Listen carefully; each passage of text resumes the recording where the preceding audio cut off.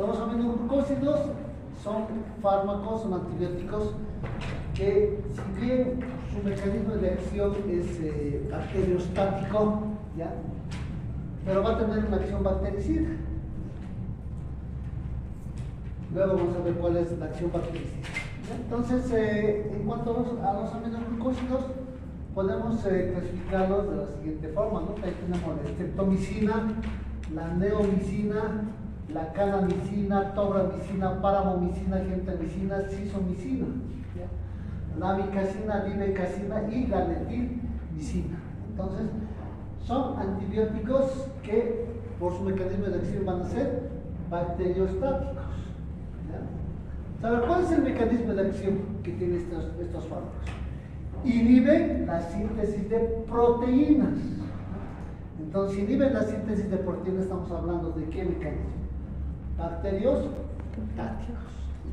Porque si fuera bactericida, tendría que inhibir la síntesis de la pared celular.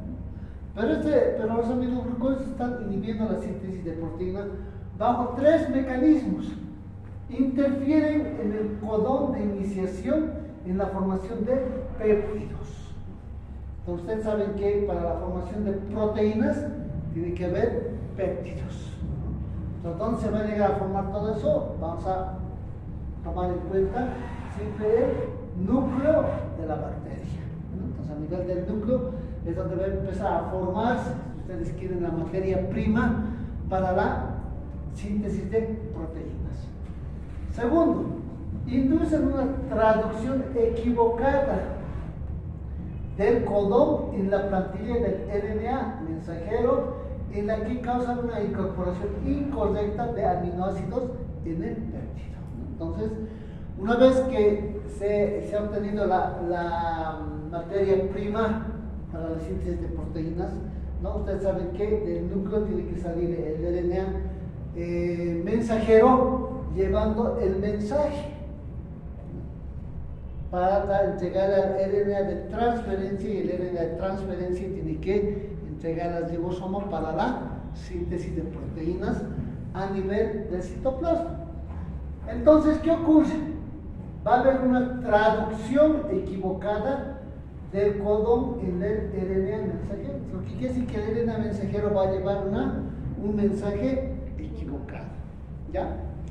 Y tercero, separando los polisomas en monosomas no funcionales. Entonces, llevando el mensaje, una vez ya que ha tenido el mensaje el RNA mensajero, ¿ya? Entonces va a haber una alteración, ¿ya? Donde estos polisomas se van a volver en monosomas. Pero una cosa bien importante, no funcionales. Entonces, estos monosomas no van a tener ningún tipo de función en el RNA mensajero. Entonces, ese RNA mensajero, en ese sentido, va a llevar el mensaje y le va a entregar al RNA de transferencia, para que el RNA de transferencia, en condiciones normales, ¿qué hace? Tiene que traducir este mensaje, y recién se produce la síntesis de proteínas, ¿ya? Entonces, todo este conjunto de acción que tienen los aminoglucósidos van a interferir y van a inhibir la síntesis de proteínas, ¿ya? Entonces, ese es el mecanismo de acción que tienen los aminoglucósidos, ¿no? Entonces, acá estamos hablando, ¿no? Cómo se produce, ¿no? Principalmente van a actuar sobre la subunidad 30S, ¿no? Entonces, saben que la alteración del RNA mensajero puede ser sobre la subunidad 30S o 50S, ¿verdad? Entonces, acá está produciendo toda la alteración que íbamos hablando, toda esta alteración, ¿no? Entonces, bueno, perdón, esta es la célula normal, pero la célula que actúa sobre los aminoglucósidos se produce todo este mecanismo de acción, ¿no? Donde principalmente va a actuar el RNA mensajero, y el fármaco va a bloquear el mensaje. Entonces, en otras palabras, no va a llegar el RNA mensajero a entregar al RNA de transferencia el mensaje, ¿ya? Porque toda la alteración se va a producir a nivel del RNA mensajero. en esta alteración. ¿Ya? Luego, entonces, después de haber producido todo esto, ¿ya? Pero hay una cosa bien importante de estos aminoglucósidos: si bien son bacteriostáticos, tienen una acción bactericida, ¿ya? Para que se produzca la ruptura de la membrana citoplasmática del germen y se produzca la lisis. Entonces, aquí estamos hablando de dos cosas, ¿no? Si bien cronológicamente su acción es bactericida, o digo bacteriostática, pero estos aminoglucósidos son bactericidas. ¿Por qué creen que es bactericida?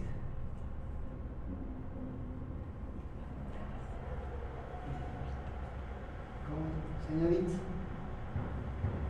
¿Por qué creen ustedes que los aminoglucósidos se los constituyen bactericidas y no son bacteriostáticos como la secuencia de su mecanismo de acción?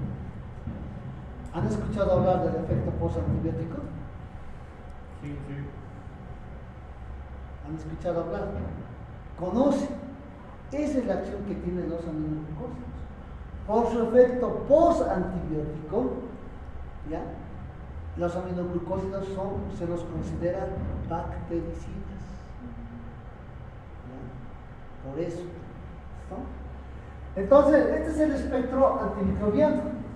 Va a actuar sobre gérmenes gram positivos y sobre gérmenes gram negativos, ¿no? Tienen toda una lista de espectro antimicrobiano. Pero una cosa bien importante de los aminoglucósidos es que actúan sobre las micobacterias. Sobre las micobacterias, principalmente sobre el micobacterio tuberculosis y sobre el micobacterium avium, ¿no? Este micobacterium avium ya son micobacterium atípicas. En cambio, el micobacterium tuberculoso es una bacteria típica, ¿ya? Ahora, la pregunta es, ¿no? ¿Todos los aminoglucósidos tendrán acción sobre las micobacterias? ¿Qué dicen ustedes? ¿Tendrán o no tendrán?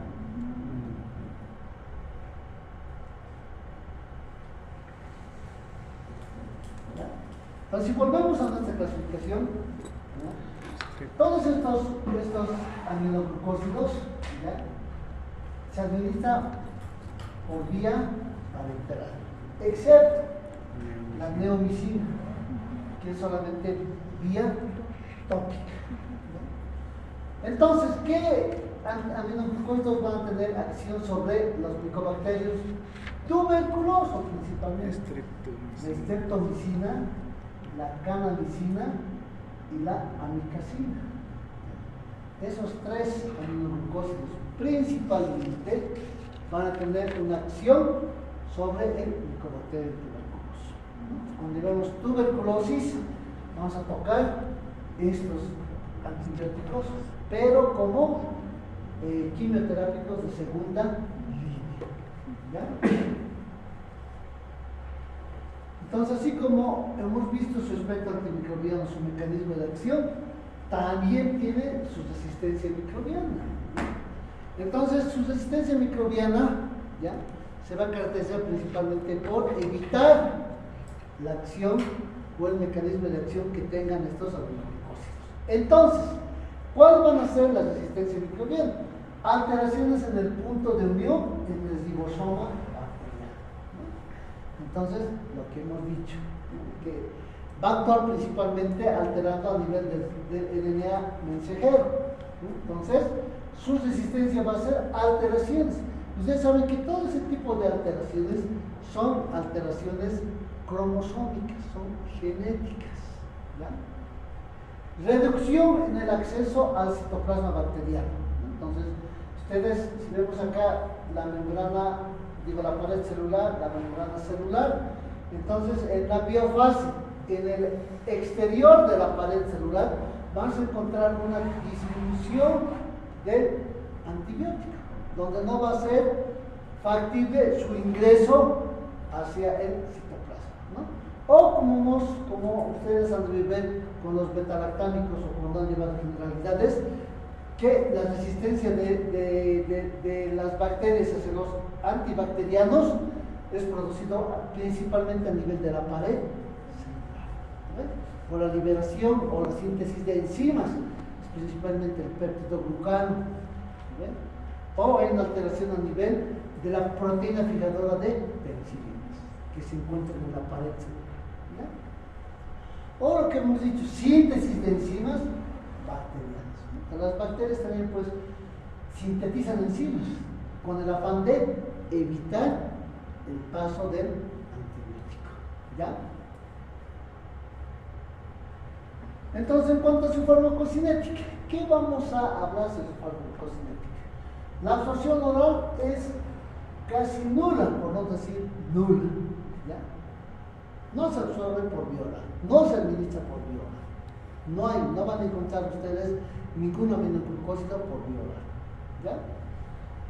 Por vía intramuscular, por vía parenteral, intramuscular e intravenoso, ¿ya? Eso sí se puede administrar, ¿no? La streptomicina, por ejemplo, es intramuscular. La gentamicina es intramuscular. También podemos administrar por vía endovenosa, ¿no? Entonces, por vía intramuscular va a alcanzar una concentración máxima ya a los 60 minutos, por vía intramuscular. En cambio, por vía endovenosa, a los 30 minutos ya tenemos una concentración. Entonces, si ustedes ven, la mejor vía de administración para estos aminoglucósidos es la endovenosa. ¿Ven? Su unión a las proteínas plasmáticas va a oscilar entre un 35 a un 10%. ¿Por qué creen ustedes que es importante tener este acápite, la unión a las proteínas plasmáticas? ¿Tendrá algo que ver, alguna importancia en la farmacocinética? ¿Qué dicen ustedes? ¿Qué han llevado ya en el primer parcial? Amplía la vida media. Ya. Esta unión, ¿no? Por eso es su nombre, unión. Entonces, el fármaco se une a la proteína plasmática. Ustedes saben que la proteína plasmática, ¿de qué nos sirve? De depósito, de vehículo. Eso nos sirve. Entonces, lo que quiere decir que 35% y 10% solamente vamos a tener de unión, que se está uniendo a la proteína plasmática. El resto, podemos decir, si ustedes quieren sea al 100%, hablaríamos de un 65 a 90% tenemos el principio activo. Como su compañera ha mencionado, entonces vamos a tener un gran porcentaje de principio activo del antibiótico. Entonces, por eso es bien importante conocer la unión a las proteínas plasmáticas. ¿Listo? Su distribución. El volumen de distribución va a ser muy variable, ¿ya? Ustedes saben que la distribución siempre depende mucho del flujo sanguíneo renal. Mayor flujo sanguíneo renal, mayor distribución. ¿No? Entonces, en su distribución hay una cosa bien importante, es que estos antibióticos se van a acumular en la corteza renal y en el oído interno. Podemos decir predilección de los aminoglucósidos de acumularse en estos tejidos. Y el acúmulo que tienen estos tejidos nos va a reflejar las reacciones adversas que van a tener estos fármacos, ¿ya? Atraviesa la placenta. ¿La placenta es una membrana o es una barrera? ¿Qué dice? ¿La placenta es una membrana o es una barrera?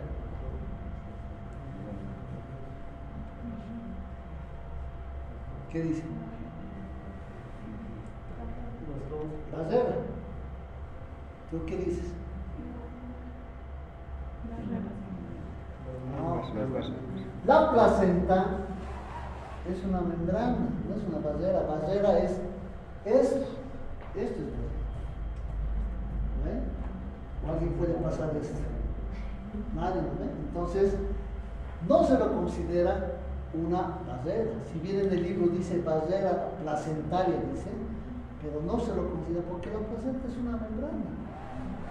Y si ustedes ven, analizan a través de la placenta qué cosas tienen que atravesar, qué cosas pasan al producto de la gestación. ¿No? Si la mamá se ha hecho vacunar del tétanos, tiene que pasar hacia el producto de la gestación. ¿No ven? ¿Listo? Entonces, por eso decimos que atraviesa la placenta. Entonces, si atraviesa la placenta, ¿ya? Entonces, ¿será importante dar a una mujer gestante aminoglucósidos? ¿Será importante o no será importante? Ustedes tienen en su consultorio un paciente gestante. Viene, dice, doctorita, tengo estos síntomas, y la doctorita dice, ya, entonces algún aminoglucósido, le daremos gentamicina, digamos. ¿Ya? Entonces, por mis conocimientos, esta gentamicina pasa a la placenta. ¿Estaremos haciendo lo correcto o no estaremos haciendo lo correcto? No, ¿ven? Entonces esas cosas hay que tener muy en cuenta. Tener mucho cuidado. Obviamente que a veces hay mujeres gestantes, especialmente con infecciones urinarias recurrentes, ¿ya? Donde el antibiótico de elección sensible es un aminoglucósido. El resto es resistente. ¿Qué hacemos? Digo, ¿qué harían? Yo sé qué voy a hacer. ¿Ustedes qué harían? ¿La administran? ¿No la administran? Ustedes saben si esa infección urinaria es recurrente, ¿en qué puede terminar esa gestación? ¿Ven? Puede ser una sepsis, puede llegar a ser una sepsis de foco urinario. ¿Ven? Más si está en gestación, se nos complica el caso. Entonces, ¿qué hacen? Están en su provincia, ¿ya? Bien, le dice, doctorita, este es mi examen, mi urocultivo. Estoy embarazada de 3 meses. La doctorita ve y dice,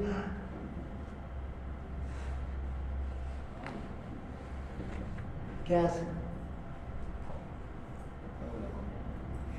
En estos casos, ya, lo que se hace, bueno, yo tengo que hacer el tratamiento para la infección urinaria, no la voy a dejar hacia la gestante, porque si le dejo así, ya les he dicho, puede ser una sepsis, una bacteremia de foco urinario, y vamos a terminar en terapia intensiva, o vamos a terminar, ¿cómo se dice? Perdiendo el producto. ¿No ven? Entonces, sí, yo tengo que hacer, pues tengo que arriesgarme y hacer el tratamiento. ¿Ya? Tengo que hacer el tratamiento. Pero tengo que hacer, pues, con un tratamiento y un control multidisciplinario, lo que nosotros llamamos. Entonces, en mi provincia tengo pues, un ginecólogo, o tengo que tener un ginecólogo. En mi provincia tendré una ecografía. Ya, ahora, si no tengo, entonces buscaré un ginecólogo obstetra con ecografía y hacer el control, ¿no? Ecografía, ginecología y controles periódicos de exámenes de orina para ver si ha mejorado o no ha mejorado. No, y la paciente mismo les va a decir, sí, doctorita, ya no tengo estos síntomas, el olor de la orina ya no es fétida, ya no me duele al orinar, ya no hay escozor. ¿Ya? En el líquido cefalorraquídeo la concentración es 10 a 20%. Entonces, ¿cómo creen que atraviesa la membrana hematoencefálica? Esa sí es membrana. Porque no cualquier cosa pasa la barrera hematoencefálica. Tiene que haber algunos mecanismos para que pueda pasar. ¿Cómo creen que pasa? Evidentemente la concentración es mínima, pero pasa. Por ejemplo, las meningitis. Una meningitis bacteriana. ¿Cómo creen que pasa a la meningitis bacteriana? Lo daña y puede pasar. ¿Por qué? O sea, la meningitis lo daña y hay un daño ya y es más propenso a que pase, así como el medicamento. Estás tibio. Estás encaminado. ¿Qué dice? Toda lesión de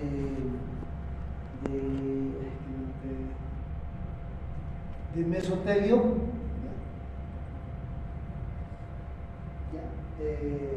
una inflamación, y todo mesotelio inflamado se hace más permeable.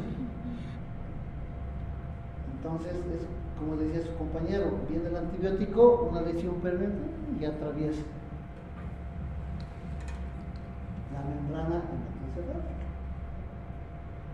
Obviamente la concentración no es grande, pero es la forma de que los antibióticos, nosotros que normalmente en las meningitis utilizamos los aminoglucósidos, la amikacina, la kanamicina, más frecuente que utilizamos.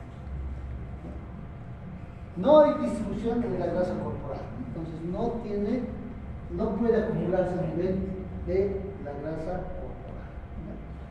La eliminación, los aminoglucósidos por lo general no se metabolizan, entonces no vamos a tener excreción por vía biliar, pero su eliminación va a ser renal por filtración glomerular y absorción tubular. Esa es la forma como se eliminan los aminoglucósidos. Pero hemos dicho que va a llegar un acúmulo en la corteza renal. Ustedes saben, ¿no ven cómo está formado el riñón? Corteza y la eliminación es retardada durante semanas, entonces por eso se acumula. Entonces, si hay acúmulo en la corteza renal, ¿qué creen ustedes que puedan producir estos fármacos? Una nefrotoxicidad. Y al producir una nefrotoxicidad, principalmente nos llevan a las nefritis intersticiales, porque estamos hablando de corteza renal, y en la corteza renal están ya los túbulos contorneados distales. ¿Ven?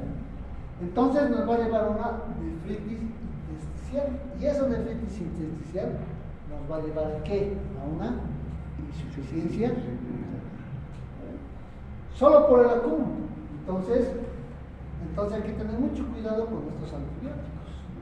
Obviamente nosotros, por ejemplo, a veces en las infecciones urinarias recurrentes por germen pleb o gérmenes resistentes, utilizamos dosis elevadas de amikacina o kanamicina. ¿Ya? Pero, ¿cómo ustedes creen que tendré que valorar la función renal antes de iniciar el tratamiento? ¿Qué cosa le pediré a mi paciente para que yo pueda ver que tiene buena función renal? ¿Qué? Filtrado glomerular y creatinina. Esa es otra cosa, algo sencillo de laboratorio. ¿Ya han hecho laboratorio ustedes o no? Creatinina y nitrógeno ureico, nada más. Si tengo una buena creatinina en parámetros normales y un nitrógeno ureico en parámetros normales, entonces esa función renal está adecuada. Y después de terminar el tratamiento, le volveré a pedir los mismos laboratorios. Entonces ahí diré, aumentar su creatinina, no aumentar su creatinina, está igual, y listo. Eso es para respaldar. Porque si ustedes no se respaldan y le llevan a ese paciente a insuficiencia renal, a programas de diálisis, les van a hacer problemas. Van a decir, usted, doctora, me ha dado ese tratamiento y ahora estoy en hemodiálisis. Nunca me ha pedido, no me ha pedido exámenes de laboratorio. En algunos casos hasta ecografía se puede pedir. ¿Listo? Hay que tener mucho cuidado, jóvenes. Algo para recordar, que los aminoglucósidos no se absorben por vía oral, son bastante activos sobre el gram negativos, poseen un efecto bactericida dependiente de la concentración y del efecto post-antibiótico. ¿Listo? Los que en el examen voy a preguntar qué es el efecto post-antibiótico. Yo voy a preguntar. Y si no saben, se aplazan.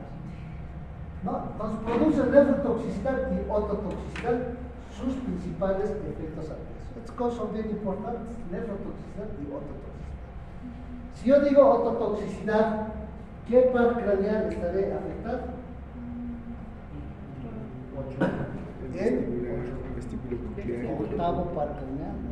El vestíbulo coclear, ¿no? Y si hace rato hemos dicho que produce, ototoxicidad, principalmente, ¿cuántas ramas tiene el octavo par craneal? ¿Cuántas ramas tiene? Pues están siendo vestíbulo coclear, están siendo vestibular y coclear. ¿No ven? Entonces uno es la capacidad auditiva y el otro es el equilibrio. Ahora, ¿cuál de los dos creen ustedes que puede afectarnos? Los aminoglucósidos. La porción, pero hace rato les he dicho, ustedes todos se olvidan. Vestibular, ¿ya? Y si me afecta la porción vestibular, ¿cuáles serán los síntomas del síndrome vestibular? Mareos, desequilibrio a la ambulación, náuseas, principalmente mareo y alteraciones, desequilibrio en la ambulación. ¿Saben lo que es la ambulación? ¿Qué es? Caminar. Nosotros paramos, el paciente camina como borracho, si ustedes quieren. Bueno, algunos textos dicen agarrando las paredes, así, para no caerse. Entonces, esa es la porción vestibular, es la porción que hay que cuidar en estos pacientes. ¿Verdad? Entonces, entre sus efectos adversos importantes vamos a tener una reacción de hipersensibilidad. Ustedes han visto que todo antibiótico que nosotros prescribimos nos puede llevar a una reacción de hipersensibilidad. Cualquier antibiótico, ¿ya? Cualquier antibiótico. Entonces, las reacciones de hipersensibilidad pueden irnos desde leve, moderadas, hasta graves. Pues si ustedes quieren, inmediatas y mediatas. ¿Ya? Son las reacciones de hipersensibilidad. Entonces hay que tener siempre mucho cuidado. ¿Cómo se cuidarían ustedes para evitar que un paciente tenga una reacción de hipersensibilidad? ¿Qué harían? ¿Qué harían durante la prescripción? Porque ustedes ya van a prescribir, ¿no? Entonces, cuando ustedes prescriban un antibiótico, ¿ya? Especialmente cuando estoy en mi consultorio, ¿no? Cuando hago la parte privada ya es una cosa bien particular. Yo y el paciente, ¿no? Y bueno, tengo enfermera, la enfermera, ¿ya? Entonces, en cambio, cuando estamos en un centro hospitalario es muy diferente. Ese paciente no le voy a tener por vía oral internado, siempre es por vía parenteral. Entonces tengo pues médicos de guardia, internos, residentes, enfermeras, todas las 24 horas. ¿Ya? Entonces normalmente nosotros sabemos hacer nuestras recetas. ¿Ver? Siempre se pone le vamos a poner, le vamos a poner algo que podemos administrar en el consultorio. Gentamicina, que se puede rentar. Gentamicina, listo, ya está el nombre. ¿De cuánto viene la gentamicina? En ampollas. Viene de 80 miligramos. 80 miligramos. Entonces, yo le voy a administrar por vía intramuscular. ¿No? Le voy a dar intramuscular. No le puedo dar en vena y que venga a hacerse colocar cada día. ¿Ven? Intramuscular. Entonces ya, es una infección ya le voy a dar, porque normalmente nosotros damos por 3 días, no damos más. Porque si damos más hay que tener mucho cuidado. ¿Ya? Ya tengo 80 miligramos, número de 3 ampollas. Listo, hasta ahí está bien. Ahora tengo que hacer mi indicación, decir cómo le voy a administrar o cómo le van a administrar a este paciente. Como es vía intramuscular, entonces tengo que escribirlo, colocar, una ampolla, ¿ya? Una ampolla, ¿a qué vía? Intramuscular. ¿Cada cuándo?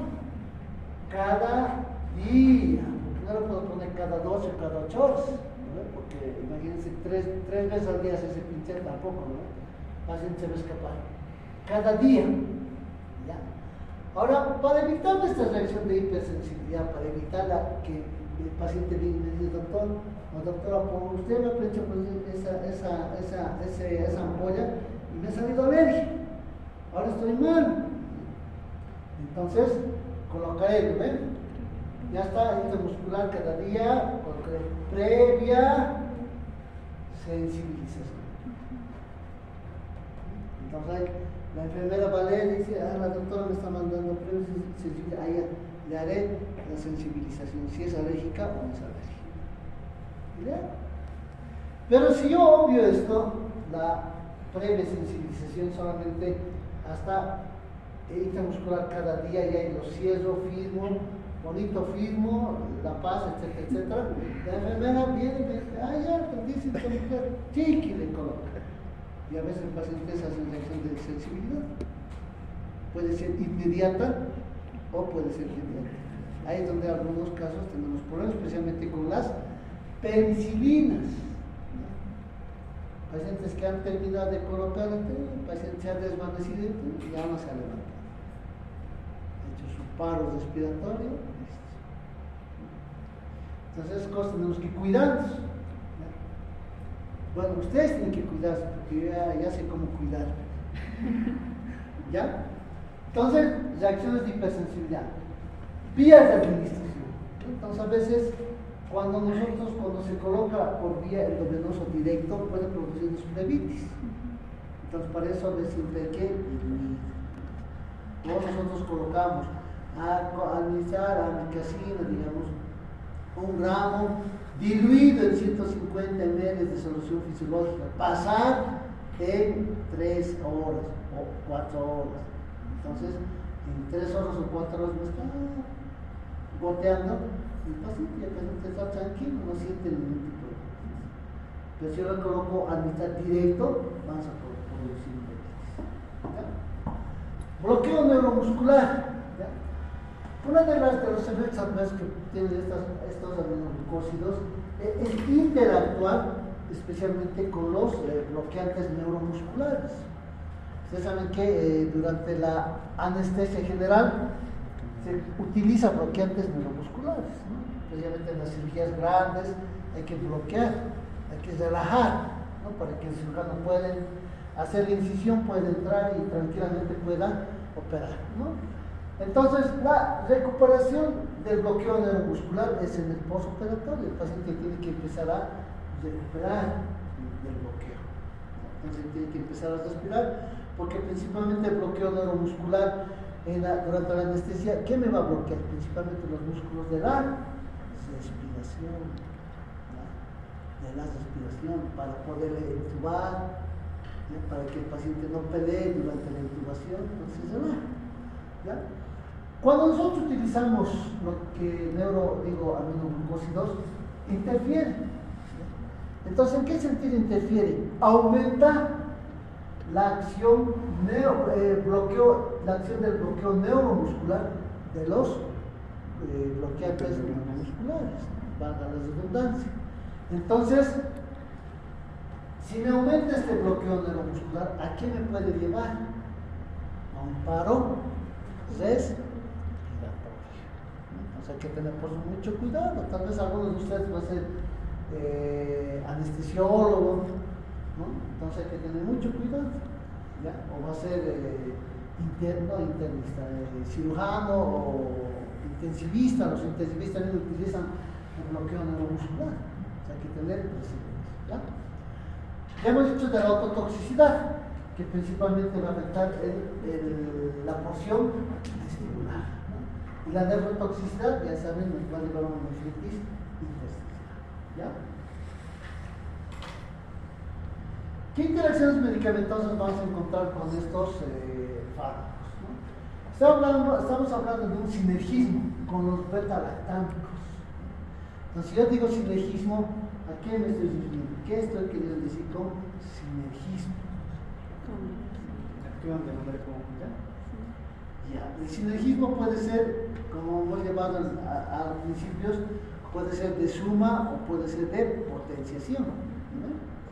Entonces, el sinergismo con los beta-lactámicos, si bien estos aminoglucósidos en su cronología del mecanismo de acción es bacteriostático, pero es un bactericida. Los sinergismos no se hacen bactericidas con bacteriostáticos, sino tiene que ser bactericida con bactericida. ¿Ya? Entonces, por eso los aminoglucósidos con los beta-lactámicos producen un sinergismo de potenciación. El uno potencializa la acción del otro. ¿Ya? ¿Por qué? Porque ambos son bactericidas. Ya hemos dicho que a los aminoglucósidos se los considera bactericidas por su efecto post-antibiótico. ¿Ya? Puede aumentar la nefrotoxicidad con la vancomicina, la anfotericina B y la cefaloridina. La cefaloridina es una cefalosporina que puede producir nefrotoxicidad o produce nefrotoxicidad. Entonces, con los aminoglucósidos, hacer esta asociación nos puede aumentar la nefrotoxicidad. Pero en algunos casos tenemos que hacer un sinergismo, tenemos que asociar antibióticos. ¿Ya? Aumenta la ototoxicidad con los diuréticos de asa. Diuréticos de asa tenemos la furosemida principalmente. Potencializa con bloqueantes neuromusculares, entonces va a aumentar el bloqueo neuromuscular.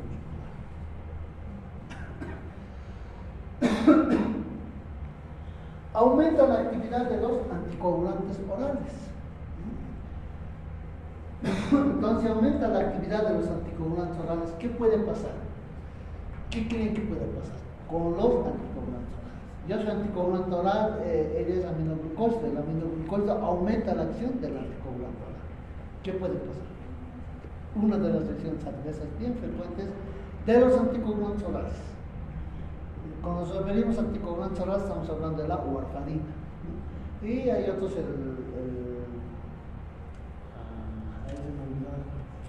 el civaroxabán, que es otro anticoagulante, principalmente la warfarina. Como está activando, entonces produce mayor hemorragia, puede llevarnos a una hemorragia. Porque es una de las reacciones adversas de los anticoagulantes, el sangrado. ¿Ya? Muy bien. ¿Hasta aquí alguna duda? Pregunta, que yo no se he preguntado mucho, ¿no? Preguntas, dudas. Muy bien. Hablaremos un poco de los macrólidos. ¿Ya? Los macrólidos se van a clasificar dependiendo mucho del anillo lactónico. ¿Ya? Ya tenemos de 14 átomos, 15 átomos o de 16 átomos. ¿Ya? Entonces, los macrólidos de 14 átomos tenemos la eritromicina, oleanomicina, roxitromicina, cloritromicina, diritromicina, fluoritromicina. De 15 átomos tenemos la acitromicina. De 16 átomos la espiramicina, josamicina, diacetil, decamicina, roquitamicina. Entonces son una clasificación dependiendo mucho del anillo lactónico. El anillo lactónico es el anillo principal de los macrólidos, ¿no? Solamente difiere, como ustedes están viendo, 14, 15, 16 átomos, nada más. ¿Tendrá alguna importancia esto? El anillo lactónico con 14 átomos, con 15 o con 16 átomos, ¿tendrá algo que ver? ¿Nos ayudará? ¿No nos ayudará? ¿Qué dicen ustedes? ¿Qué creen? Porque tengo que preguntar qué creen, ¿no? Si les digo qué dicen, no dicen nada. ¿Qué creen? ¿No creen nada? Si les digo, ¿creen que van a aprobar? ¿Qué dicen ustedes? Tampoco dicen si van a aprobar o no. ¿Ya? Entonces, el mecanismo de acción. Los macrólidos también se los considera como antibióticos bacteriostáticos, ¿no? Una de las cosas bien importantes es que su penetración va a ser por difusión pasiva, ¿no? Lo que quiere decir que va a atravesar por difusión pasiva la pared celular, la membrana celular, hasta llegar al citoplasma, ¿no? Una cosa bien importante es de estos macrólidos es que su concentración, y podemos decir uno de los pocos antibióticos que van a ser intracelular.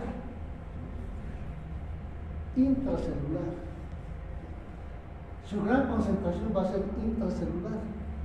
Me debo entender cuando digo intracelular, ¿no? No va a producir un estallido, sino va a introducirse al interior de la célula bacteriana y ahí va a tener una mayor concentración. ¿Ya? Por eso es que su concentración en estos intracelular es 100 veces. Imagínense, es gran cantidad de concentración intracelular, especialmente en los gran positivos. Obviamente, los gran positivos son gérmenes de vías respiratorias superiores.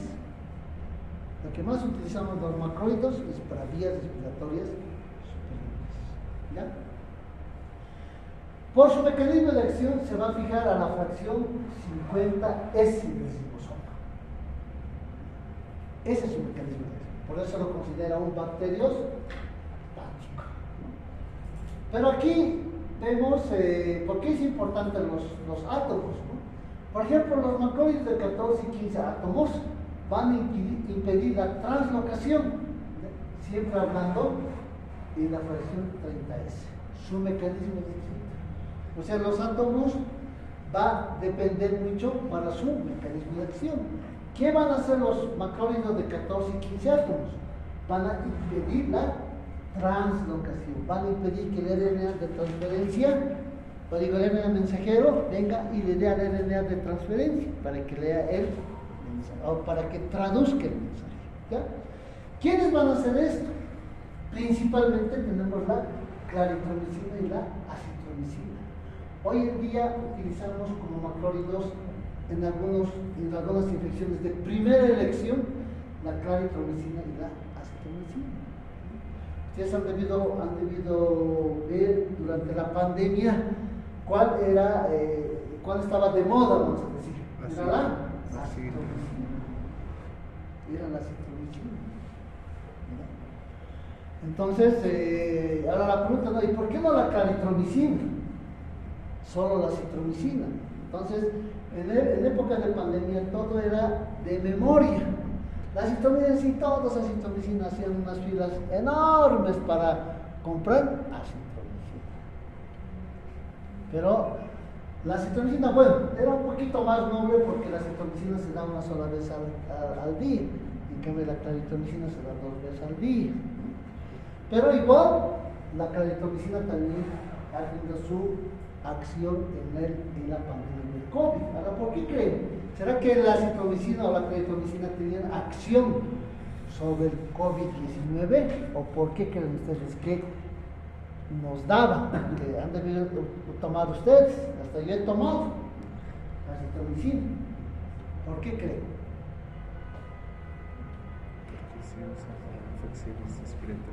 Porque la infección del COVID-19 es viral. Estamos hablando de antibacterianos. ¿Por qué creen? Porque el virus, el COVID-19, ustedes se acuerdan, es así. Aquí viene el bronquiolo terminal, bronquiolo respiratorio, conducto alveolar y alveolo. ¿Dónde se llegaba a colonizar el virus? Ingresaba todo esto y se colonizaba aquí, en el alveolo.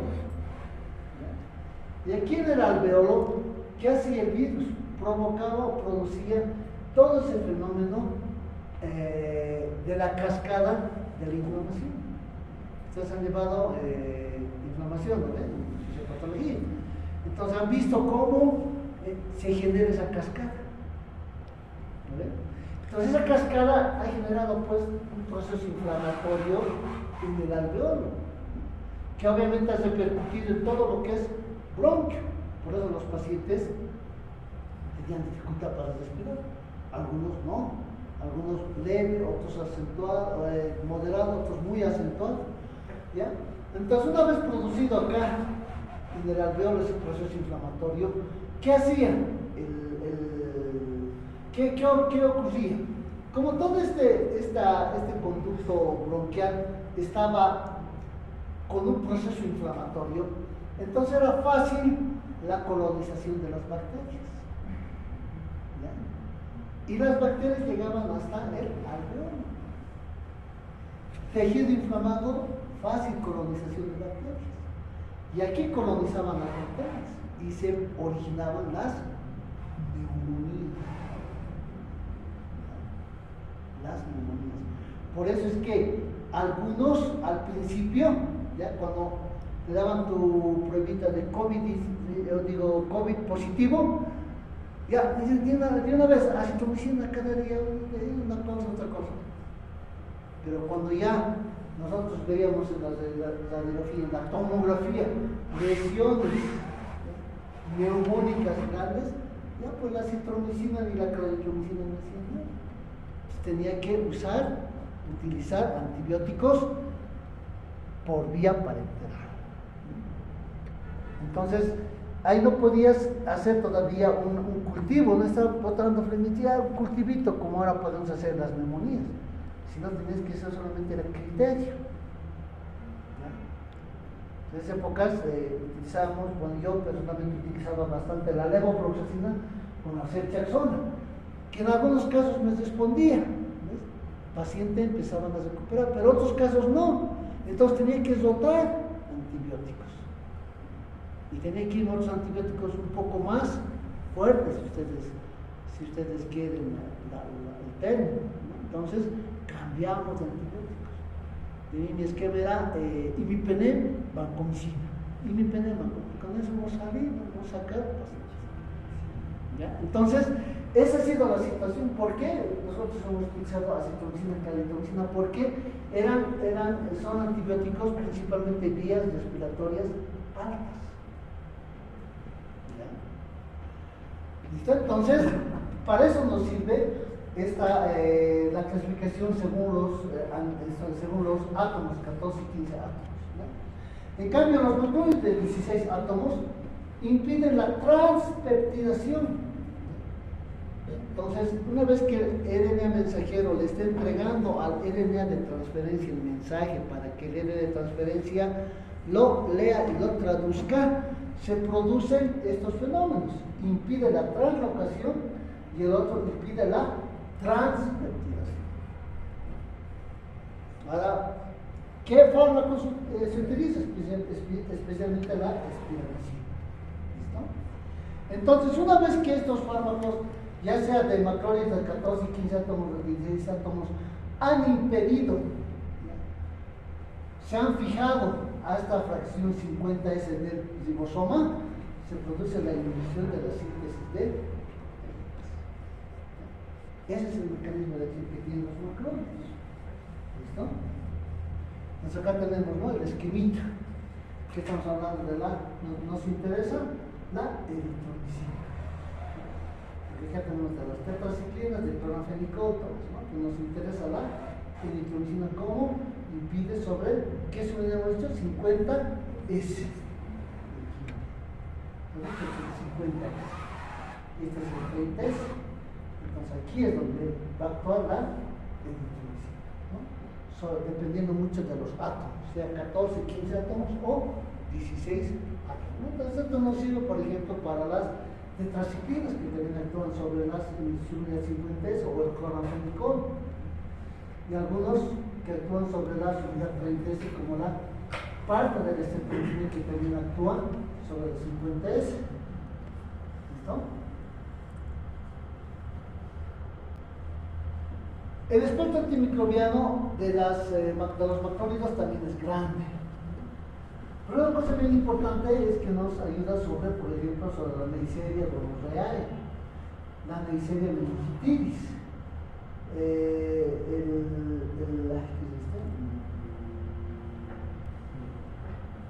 el Haemophilus influenzae, las legionelas, el Haemophilus ducreyi, las clamidias. Este es Mycoplasma catarrhalis, Mycoplasma pneumoniae. Entonces, ¿por qué actúan principalmente? Por ejemplo, las neumonías atípicas. ¿Ya? Las neumonías atípicas son producidas por el Mycoplasma pneumoniae. Neumonías atípicas. Entonces, ¿por qué es importante que los macrólidos, en este caso la claritromicina y la acitromicina, son de primera elección sobre este germen, el Mycoplasma pneumoniae? Porque hemos dicho que su concentración es bastante elevada intracelular. Todos estos macrólidos que actúan sobre estos gérmenes van a ser intracelulares. Les aviso que de elección es el Mycoplasma pneumoniae. De elección. Con las neumonías atípicas. El Mycobacterium avium, las actinomyces, ¿no? El Clostridium, Streptococcus. Entonces, el Helicobacter pylori también tiene acción los macrólidos. Entonces, cuando ustedes hagan gastro, van a llevar el tratamiento del Helicobacter pylori, donde también participa la claritromicina. ¿Ya?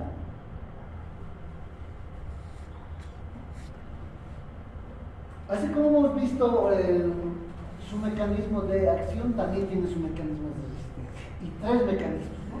La aparición de modificaciones estructurales en la unión, en el lugar de la unión del macrólido con el ribosoma. Entonces hemos dicho que van a actuar principalmente sobre diferentes fases de la unión con el ribosoma. Entonces estas modificaciones van a estar dadas, modificaciones estructurales van a estar dadas por de tipo genético, ¿no? A través del ADN. Existencia de bombas de expulsión activas. Entonces, una vez que el macrólido ha logrado ingresar al interior de la célula, ¿ya? Hay bombas que los expulsan.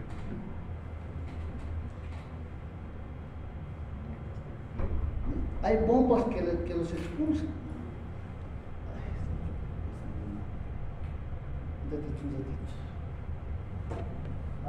Expulsión activas, ¿no?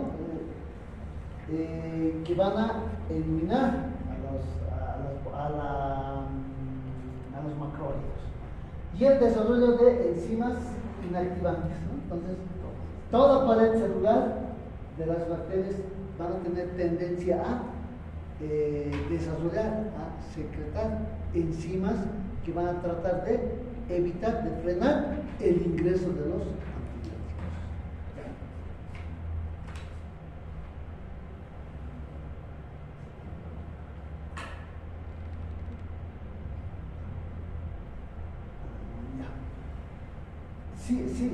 Siguiendo con la resistencia, ¿ya? Vamos a encontrar genes, ¿ya?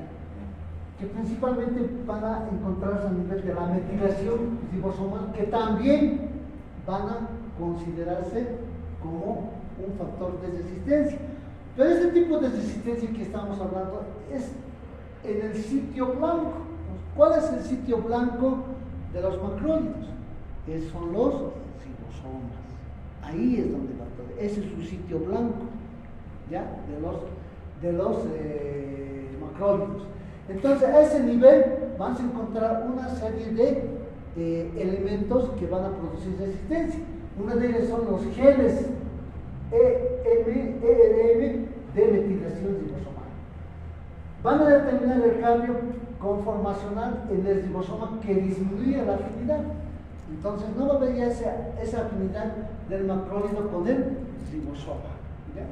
Y puede haber una resistencia cruzada con los macrólidos, con las glincosaminas y con la streptogamina B.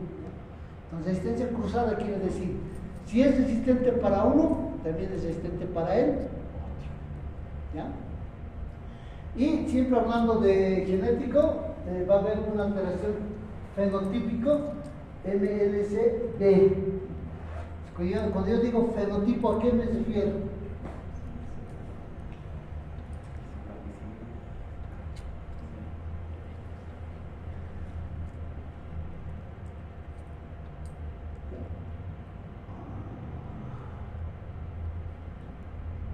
¿Ya? Por ejemplo, para el estreptococo, ¿ya?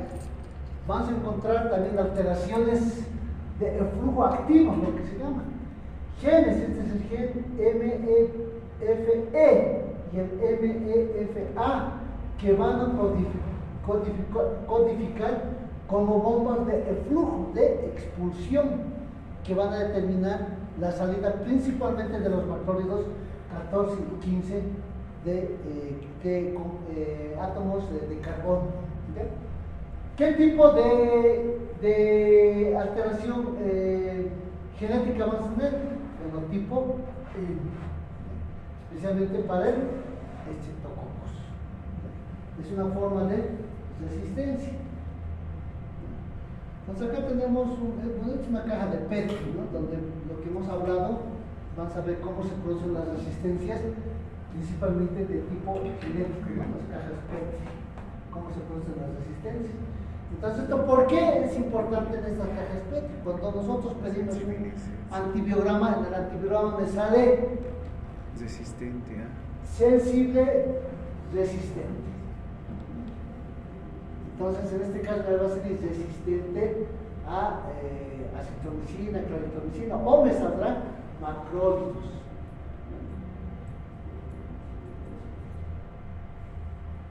¿Ya? En cuanto a su farmacocinética, generalmente es por vía oral, y la absorción es buena cuando se evita por vía oral. Por vía parenteral no es nula, no hay por vía parenteral de macrólidos, pero hoy en día, últimamente, después de la pandemia, ya los laboratorios han empezado a hacer algunas modificaciones y ha llegado a nuestro medio, por ejemplo, acitromicina por vía parenteral.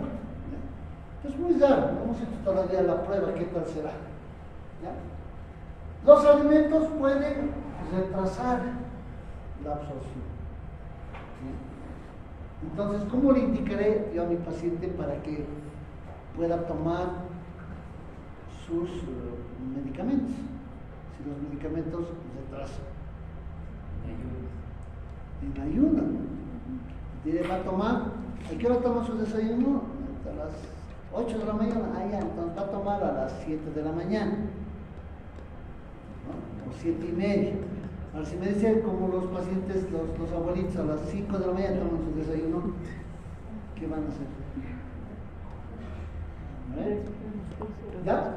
Entonces la concentración plasmática de los macrólidos ya van a alcanzar entre las 1.5 a 4 horas. Una vez administradas entre 1.5 a 4 horas ya vamos a tener niveles plasmáticos de macrólidos. ¿Ya? La distribución van a tener una buena unión a las proteínas plasmáticas. ¿Ya? Se unen, llegan a unirse. Generalmente se van a unir es muy poco, es un 30% aproximadamente que se unen entre proteínas plasmáticas. Vas a encontrar concentraciones bastante elevadas en tejidos y líquidos orgánicos. Entonces, si bien la secreción bronquial, ¿ya?, no se lo considera como un líquido orgánico, pero tiene buena concentración en secreción bronquial. Por eso les digo, son uno de los fármacos de primera elección para infecciones de vías respiratorias altas. ¿Ya?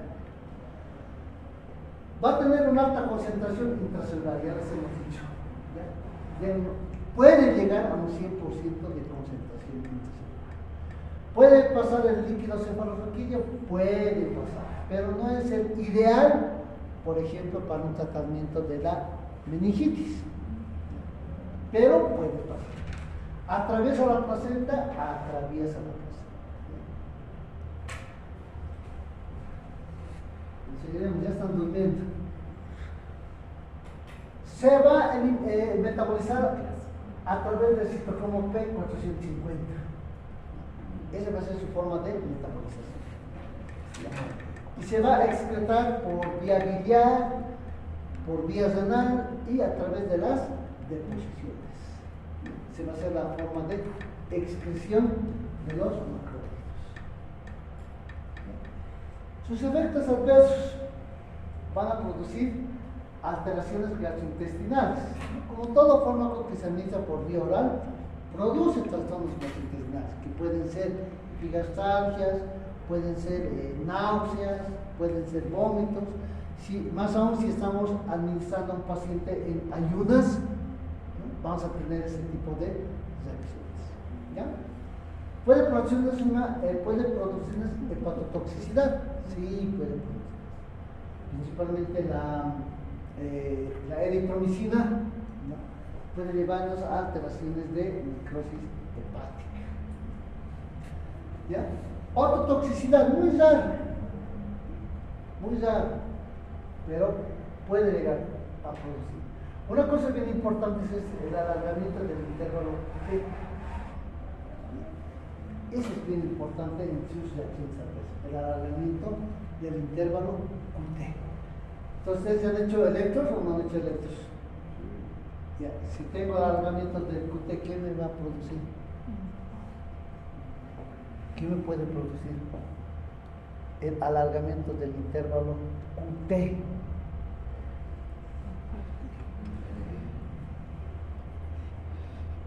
Ya, pregunta de paseo va a ser. ¿Ya? Y como todo antibiótico, puede llevarnos a una hipersensibilidad. Muy raro porque es por vía oral, no es tanto como cuando se administra por vía parenteral. Muy raro, pero puede llegar, como cualquier antibiótico común y corriente. Entre sus interacciones medicamentosas, los fármacos cuya concentración aumenta van a ser el astenisol, carbamazepina y la cisaprina. Fármacos cuya concentración aumenta, ¿no? Entonces, estos fármacos van a aumentar su concentración cuando interactúan con los macrólidos. La rifampicina va a inducir el metabolismo de la eritromicina y la claritromicina. Induce. Si induce, ¿qué quiere decir? Acelera. Que se metabolice. ¿No? Ustedes han debido llevar, se deben acordar lo que es una inducción enzimática y una inhibición enzimática. ¿Se acuerdan o no? Sí, ¿ustedes se acuerdan? No se acuerdan ustedes. Bueno, mejor para mí que no se acuerden de los parciales. ¿Ya? Entonces, la rifampicina va a inducir, ¿no? Va a acelerar el metabolismo. Entonces, si acelera el metabolismo de la claritromicina y de la eritromicina, entonces vamos a tener niveles bajos de concentración. ¿Ya? La eritromicina disminuye la concentración sérica de la sidobudina. La sidobudina es un antirretroviral que se utiliza para el tratamiento del VIH, ¿no? O del SIDA. Aumenta la toxicidad de la digoxina. La digoxina es un cardiotónico que puede aumentar su toxicidad, ¿ya? Cuando administramos juntamente con especialmente con claritromicina y la acetromicina. Y por último, disminuye la eficacia de los anticoagulantes orales. Entonces, va a llevar niveles bajos de anticoagulantes orales. ¿Listo?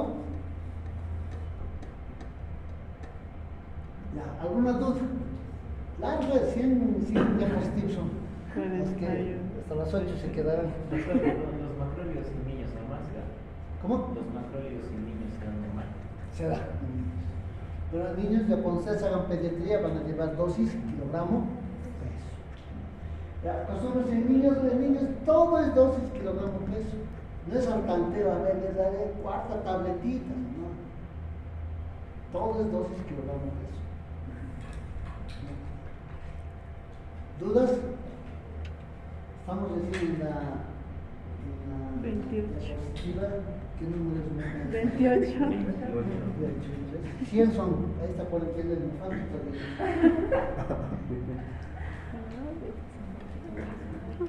Vamos a quedar hasta tarde, muchachos. ¿Alguien vive lejos? ¿Dónde vives? ¿Dónde vives, gordito?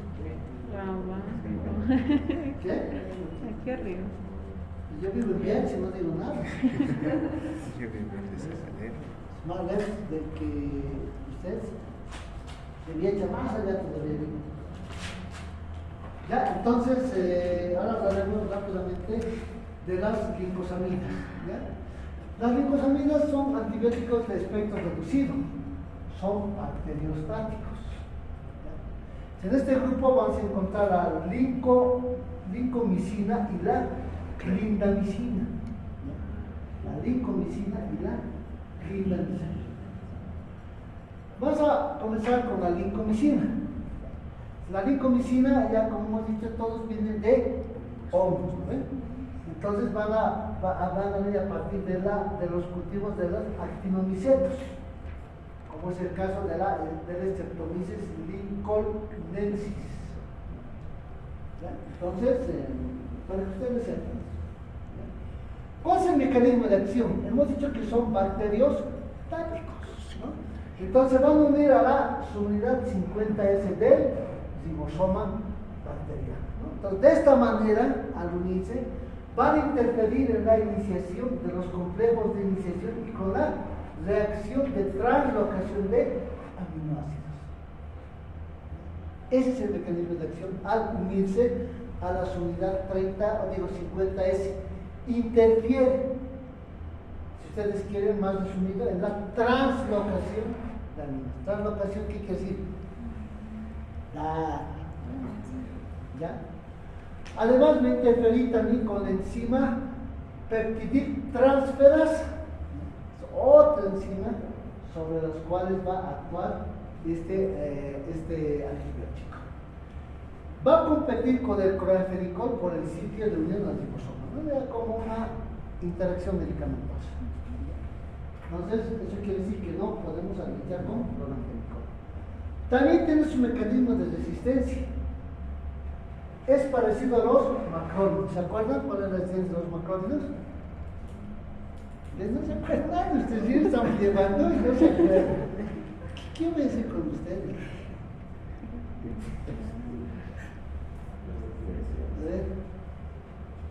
Están durmiendo, pues están pensando en su cena. ¿Ya? Para que se acuerden. Es idéntico a los de los macrólidos.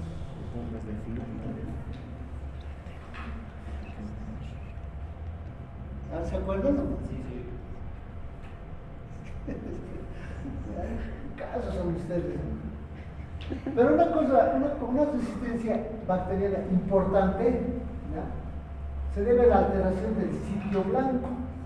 Entonces, el sitio blanco de estos fármacos, ¿cuál es? Es RNA ribosómico, ¿no? La subunidad 50S. Pero en este caso va a actuar sobre una subunidad especial, 23S, por una acción de las metilasas codificadas. Ya estamos hablando de una resistencia genética, ¿no? Principalmente por este tipo de genes, ERNA, B y C. Obviamente que no vence eso al examen, ¿no? ¿Se acuerdan? No avances. Me conformo con que se acuerden de la resistencia. Este mecanismo tiene resistencia cruzada con los macrólidos y estreptograminas y es constitutivo. Entonces, si uno produce resistencia, el otro también produce. ¿Ya?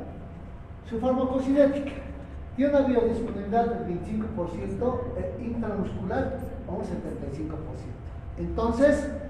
Entonces, la vía parenteral va a ser efectiva en estos fármacos. ¿Ya? Se van a metabolizar en el hígado, se va a eliminar por vía renal, se van a las proteínas plasmáticas en un 70%. ¿Ya? Los alimentos disminuyen su absorción intestinal. Entonces, esas son la farmacocinética de este fármaco. Aquí tenemos una lista de gérmenes sensibles. Algo bien importante que podemos descartar, que va a tener acción sobre los bacteroides, el Fusobacterium y sobre el Clostridium perfringens y tetano. Entonces, en infecciones por tétanos, lo debemos utilizar. ¿Ya? Efectos adversos. Puede producirnos deposiciones diarreicas, erupciones cutáneas y una colitis pseudomembranosa por Clostridium difficile. ¿Por qué creen ustedes la colitis pseudomembranosa que puede producir? Por el barrido de la flora microbiota. Es lo que produce. Base de la flora microbiana. ¿Ya? Entonces, al base de la flora microbiana normal, hay una superinfestación. Superinfestación quiere decir una sobreinfección. ¿Cuál es el germen? El Clostridium. Y esta infección por Clostridium difficile se llama colitis pseudo. ¿Ya?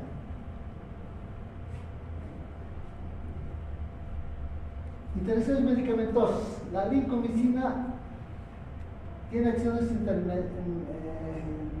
algunas interacciones medicamentosas con el cloroformo, el ciclopropano y el enfurano, el alotano, esofurano, tricloretileno, que son anestésicos generales, anestésicos volátiles, puede aumentar la acción del anestésico. Y con los bloqueantes neuromusculares puede inhibir la acción de los bloqueantes neuromusculares. Con la cannabicina y la nobiocina, ¿ya? ¿La cannabicina a qué grupo pertenece? Aminoglucósidos. ¿A los? Aminoglucósidos. Están se olvidan ustedes, ya están llevando. ¿Ya? Entonces, con la cannabicina, la nobiocina, ¿ya? Tienen interacción medicamentosa. Porque uno es bacteriostático y este es bactericida. Entonces, se inhibe. Con la eritromicina. La eritromicina es un bacteriostático. Con otro bacteriostático, ¿qué pasa? ¿Está bien o está mal? Está bien. Potencializa, ¿ven? Con los antidiarreicos, como la loperamida, el caoripectina, atapurquita, difenoxina, interactúan, ¿ya? Barriendo la flora microbiana. Entonces, inhibe la acción de los antidiarreicos. Con los medicamentos usados para tratar enfermedades neuromusculares. Con el clorafenicol, anestésicos narcóticos, va a disminuir su Listo, vamos por la clindamicina. Nos falta cuántos. Ya vamos a terminar este, nos falta. Ya, con la clindamicina. La clindamicina, si hacemos un poquito de estudios, ha aparecido a partir del 1966. Es un derivado clorado de las glicosamidas. Su estructura química es la misma que la glicosamida, solo que se va a sustituir el grupo hidroxilo en su posición 7 por un átomo de cloro. Es igual que los macrólidos, que hemos dicho a través de sus átomos. Su mecanismo de acción y resistencia es similar a la glicosamida. Entonces, bacteriostático, su resistencia también va a ser de tipo genético. Su farmacocinética va a tener una buena absorción por vía oral, no es inactiva por el jugo gástrico ni por los alimentos. Entonces, se puede administrar entre las comidas, entre los alimentos. No nos va a inactivar. Tiene una distribución amplia y rápida en la mayoría de los líquidos tejidos, especialmente hueso, bilis y amplia distribución y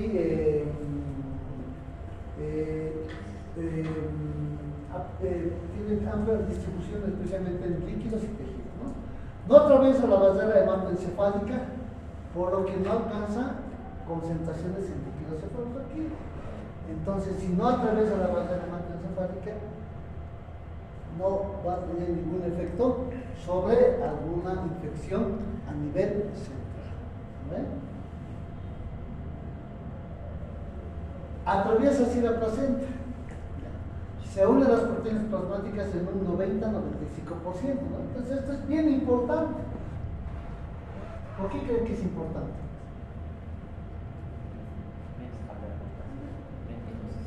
Es alto, ¿no? La unión de las proteínas plasmáticas, 90-95%.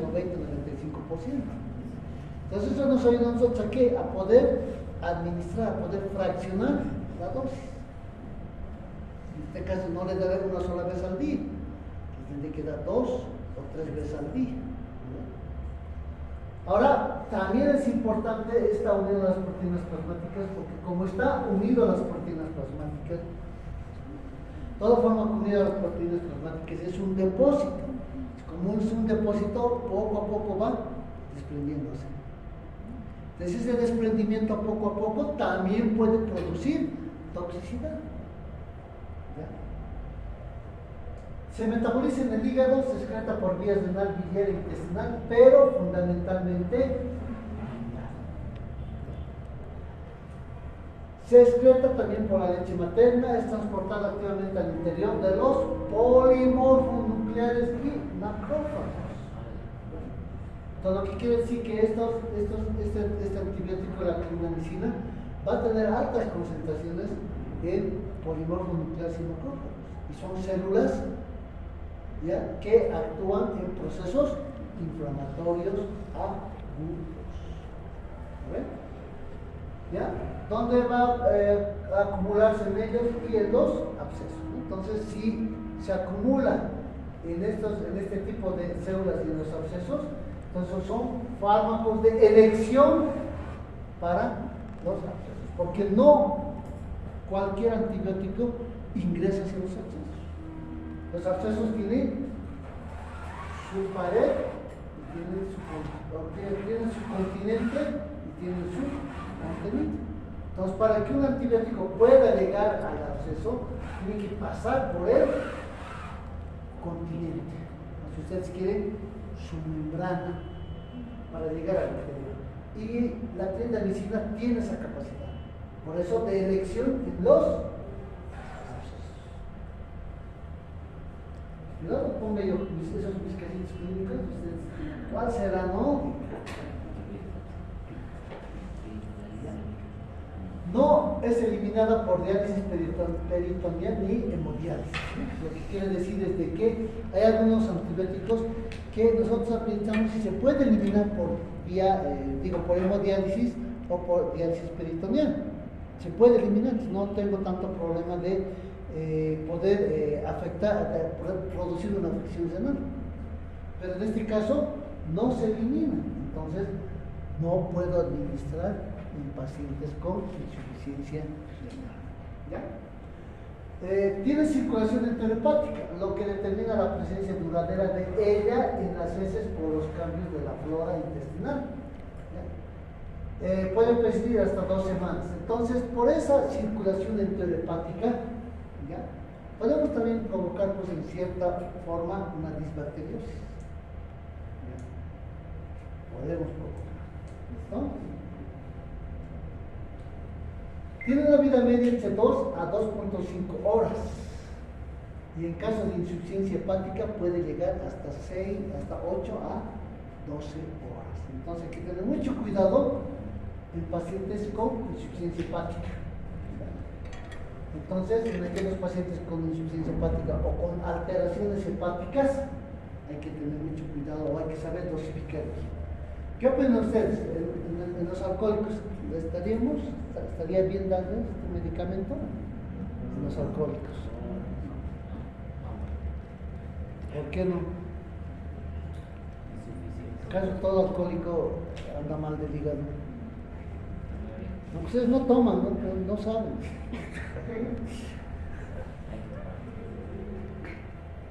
¿Qué dice, señorita? ¿Todo alcohólico tiene afección hepática o no? Todo alcohólico.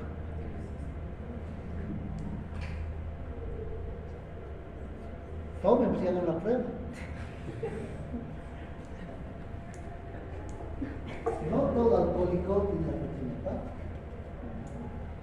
Las afecciones hepáticas pueden ser de otras causas. Puede haber otras causas. Sí es una de las causas, pero no es para decir, este paciente toma, le veo cada fin de semana tomando, o esta persona dice, toma y toma, pero puta, ya el hígado debe estar hecho pelota, como se disculpe la palabra. ¿No? Predisposición. Entonces, como decimos, aquella persona que fuma, fíjese que va a tener cáncer de pulmón.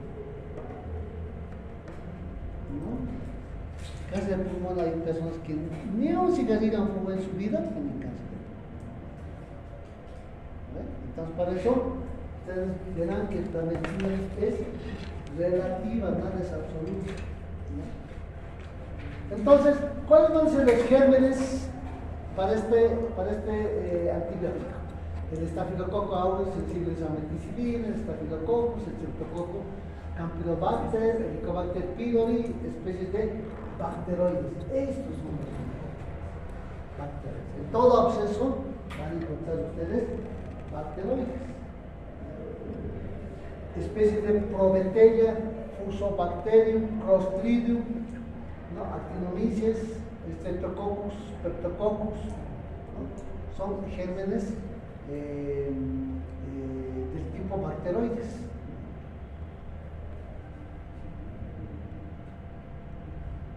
Si se ven, como todo fármaco administrado por vía oral, vamos a tener náuseas, vómitos, en algunos casos diarreas, flatulencias, anorexia, puede llevarnos una colitis oroganosa, ya saben por qué, ¿no? Por disbacteriosis, ¿no?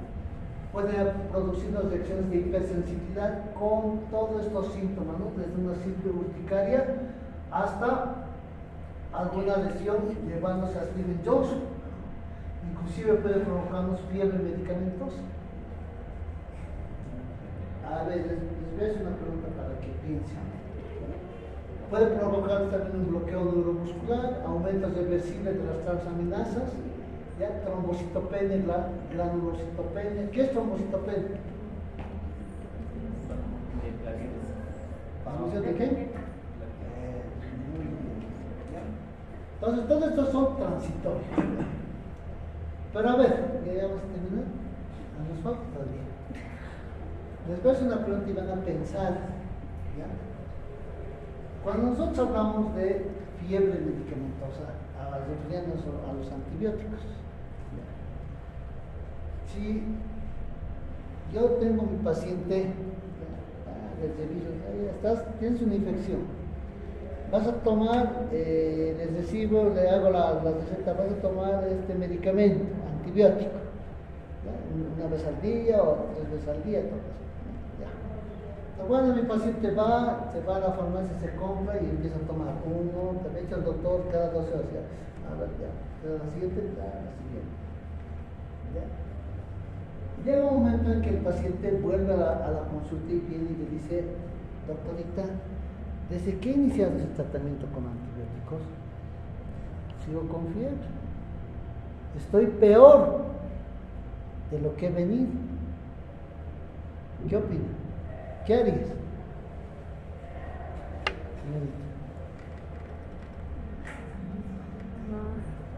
¿Qué harías?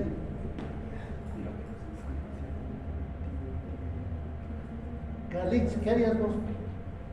¿Estás de sueño? ¿Qué pasa? ¿No dormí anoche? ¿Estás de hambre? No, doctor. Cultivo antibiograma para ver si es que está haciendo resistencia al antibiótico. Ya, pero eso va a tardar. Cultivo te va a tardar 3 días.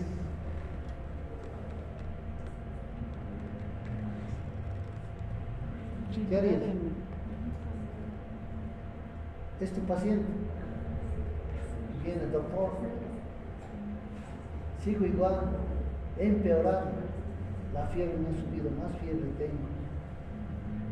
Disminuir la dosis. Disminuir ni la dosis. ¿Tú qué harías? Señorita.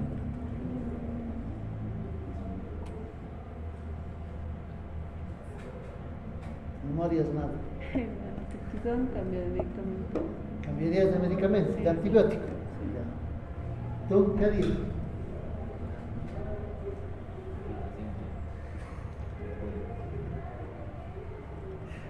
No he venido a esa clase. Un laboratorio. Ya. ¿Nada? Ya. En algunos casos, tal vez les va a ocurrir esto. Pero en algunos casos, uno se asusta. Ustedes no se asustarían. Que ven y te digan, doctorita, estoy peor de lo que he venido. La fiebre me ha subido más, ya no puedo dormir, estoy mal, ya me falta el aire, ya me falta. ¿Ven? No se asusta. Y ahí pueden pensar como uno de ustedes ha dicho, inmediatamente cambiaría de antibiótico. La lógica, ¿no? Si le he dado, le ponemos un ejemplo, amoxicilina y no le he hecho nada, entonces ¿qué le doy? Ya no, ¿y ahora qué hago? ¿Qué le doy? ¿Qué le doy?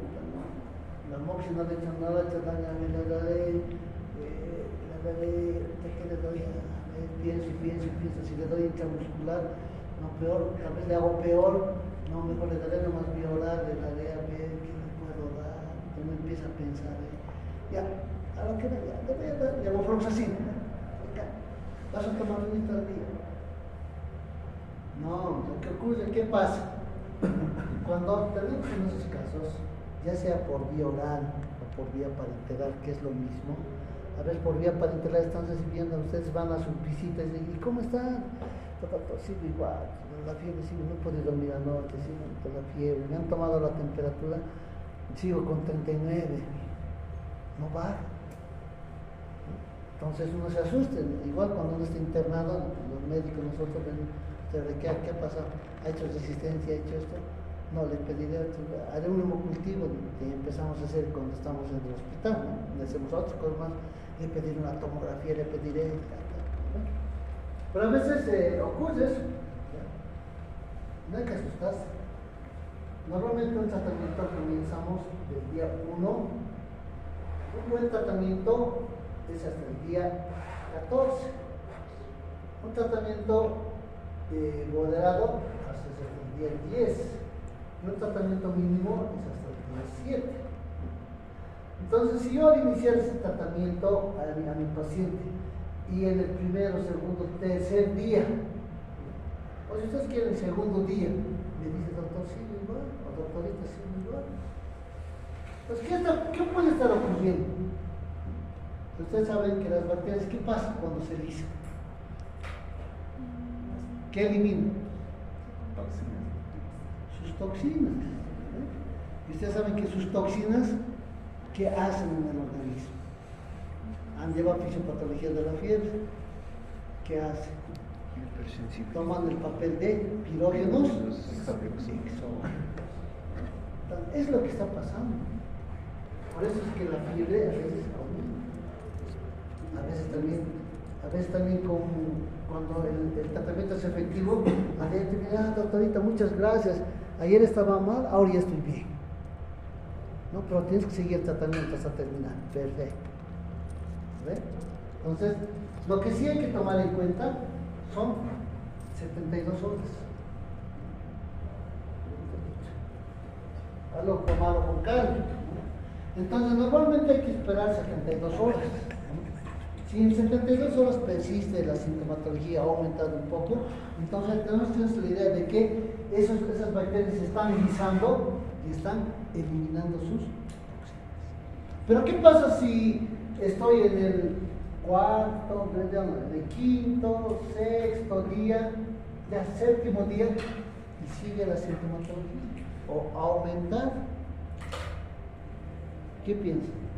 ¿Qué piensas, señorita? ¿Qué haya pasado?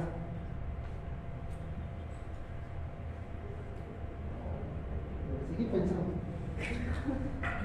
Resistencia.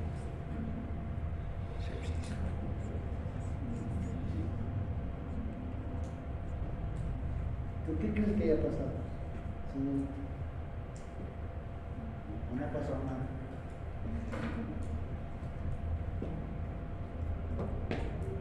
Cuando ya estamos en esos días, puede ocurrir. Entonces, ahí ya sí, yo tengo que empezar a poner mis criterios, ¿ya? Y decir, algo está pasando. O me he equivocado de antibiótico, o es resistente a ese antibiótico. Entonces, lo más lógico que es dotar antibiótico. Ahí sí, yo cambio antibiótico. De lo más noble que estaba llevando, me voy a un antibiótico de más amplio espectro. ¿Listo? Ahí sí tenemos que parar las orejas y cambiar de antibiótico. ¿Listo? Estas son cosas que a veces en la práctica diaria nos ocurren. O les va a ocurrir. ¿Listo? Ya, vamos a ver. Muchas veces están las 8. Interacciones medicamentosas con los anestésicos hidrocarbonados o bloqueantes neuromusculares van a potencializar el bloqueo neuromuscular. ¿Ya? Con los antidiarreicos absorbentes van a disminuir la absorción oral de la clindamicina. Entonces hay que evitar de dar con este tipo de antidiarreicos. ¿Ya?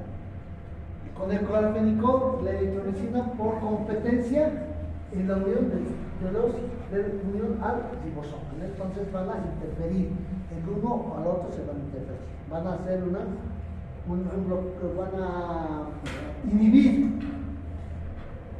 la unión a nivel del ribosoma. Con los antiácidos disminuye su absorción. Entonces hay que dar con antiácidos.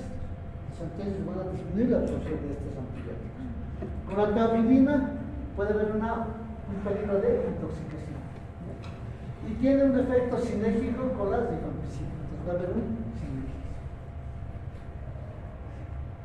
¿Ya? Entonces tenemos que tener mucha precaución en pacientes con colitis ulcerosa, pacientes con enteritis regional, pacientes con insuficiencia renal y hepática severa y en pacientes menores de un mes. ¿Por qué se emite por vía oral? O sea, hay que tener mucho cuidado. Y la atopía, ¿no? La atopía es la hipersensibilidad. ¿Listo? Muy bien, ¿alguna duda? Prende la luz.